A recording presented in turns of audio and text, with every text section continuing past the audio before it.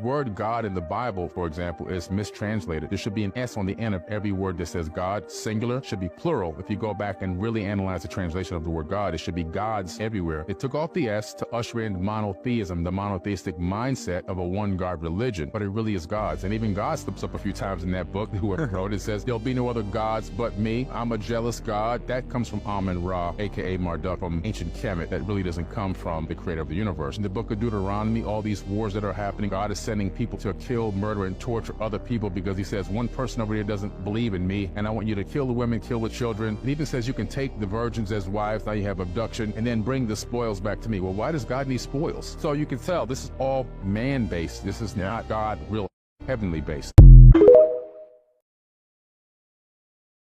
The universe is probably one cell. Everything in the universe, as above, so below, like Billy Carson always talks about. The universe is most likely the shadow of a higher dimension.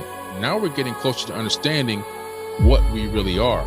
We understand now that consciousness isn't made inside this avatar body, that the avatar body doesn't even exist, that consciousness is a stream of something coming from somewhere else and is being picked up in this matrix with this coding. What's here? There's only one consciousness, it seems, and it's like a radio station that's transmitting out a frequency from a higher dimension. Our avatar bodies pick up that frequency. You're 99.1, I'm 99.2, he's 99.3, but it's still coming from the same source. And so we're all coming from the same source. It's like the universe has found a way to live subjectively through multiple entities, but not even through entities, even through objects that we consider to be man-made, because every atom we know now in quantum physics is also conscious. Everything is just one great being. We're all God.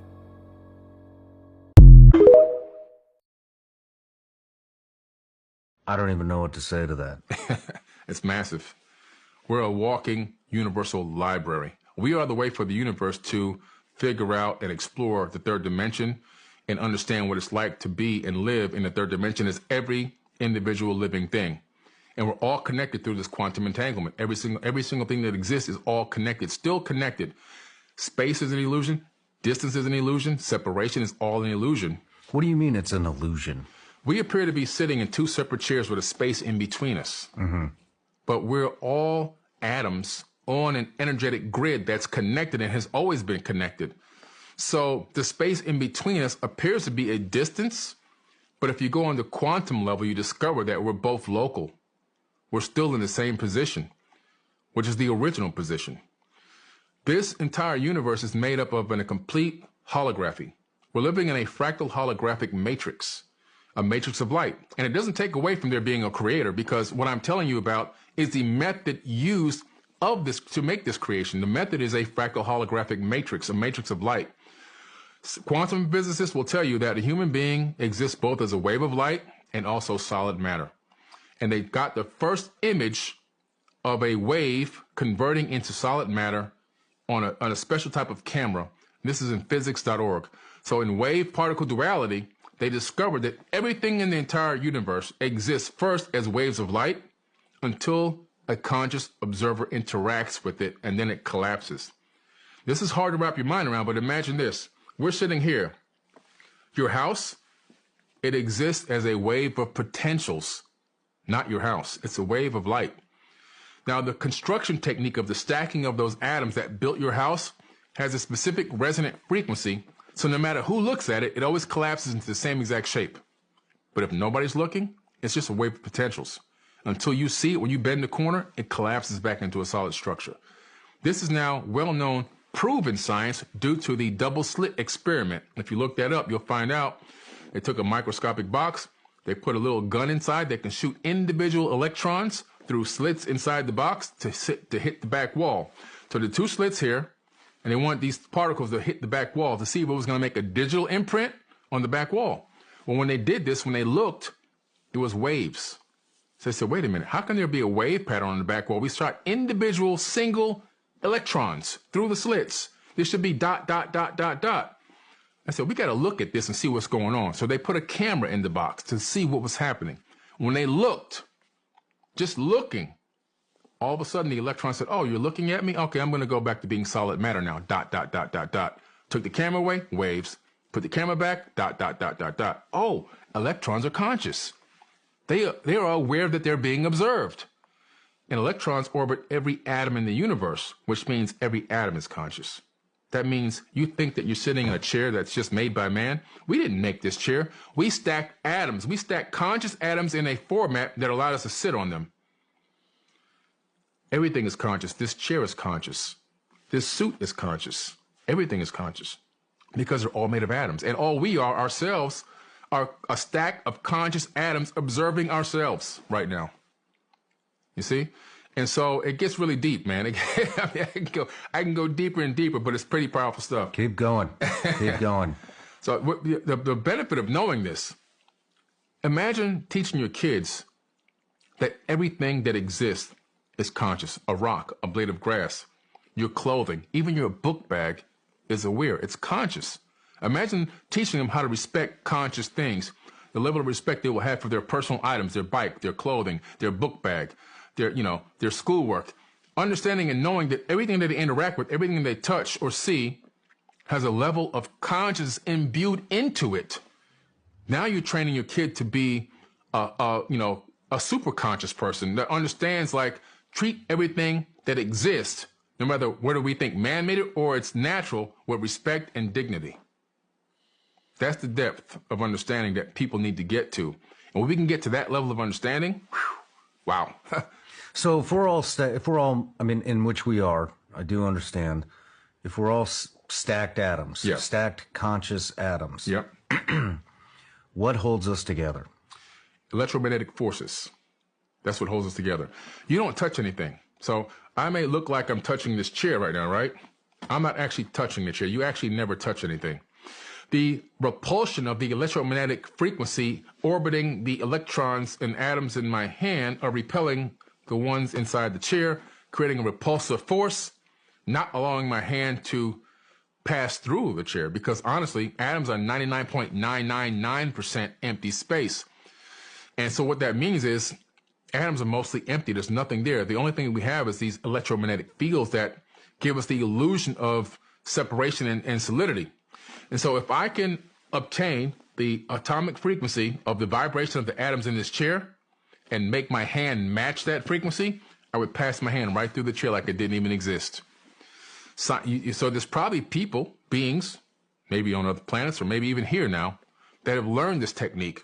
We're going to match the frequency of this wall and just walk right through. Imagine the military puts on a special suit that can match the frequency of a solid concrete wall and walk right through the wall. It's going to look like magic, but it's just technology. You see, they understand how to match frequencies. If I took all 8 billion people on Earth and took away the empty space in their atoms, I can fit every human being into one sugar cube. There's nothing here. We're not even here. That's how it's really our higher selves. See, our consciousness doesn't exist. It's not created by the brain, I should say. It exists, but it's not created by the brain. It exists in a higher dimension.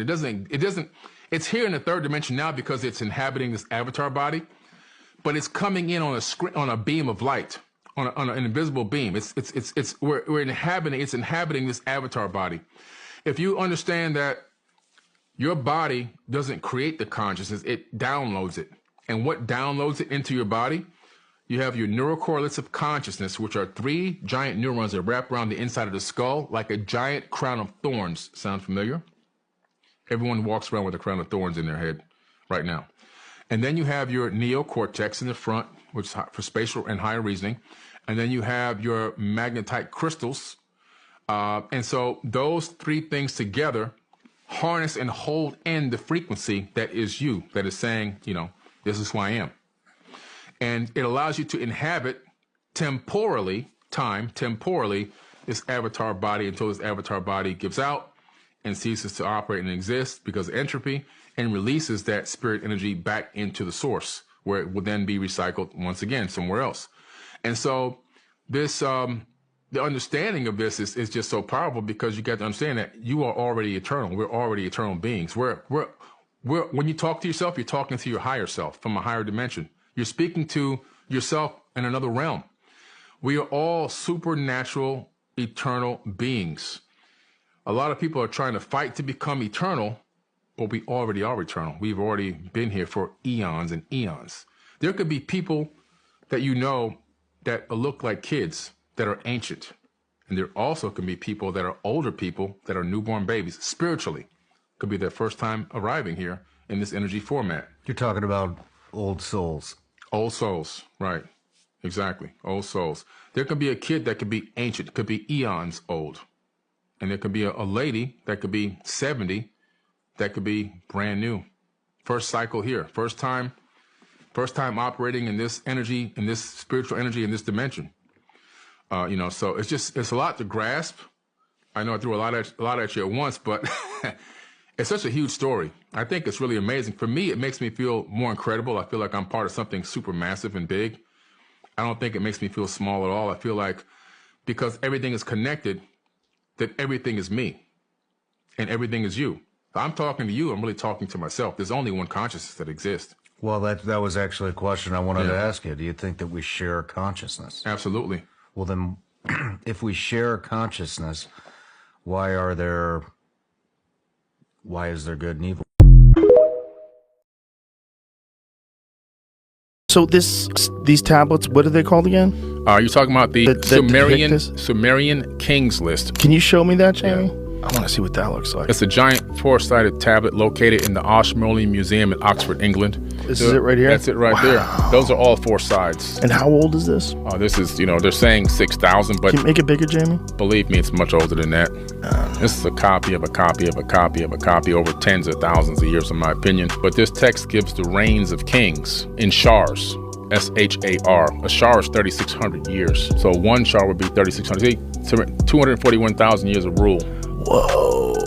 On that stone right there. The Sumerian Kings list. Yeah. Now, if this is right, if this is all true, what a mind-blowing idea. Yeah. That humans have been around, that were engineered hundreds of thousands of years ago, and that this is the reason why there's this bizarre shift between lower primates and us.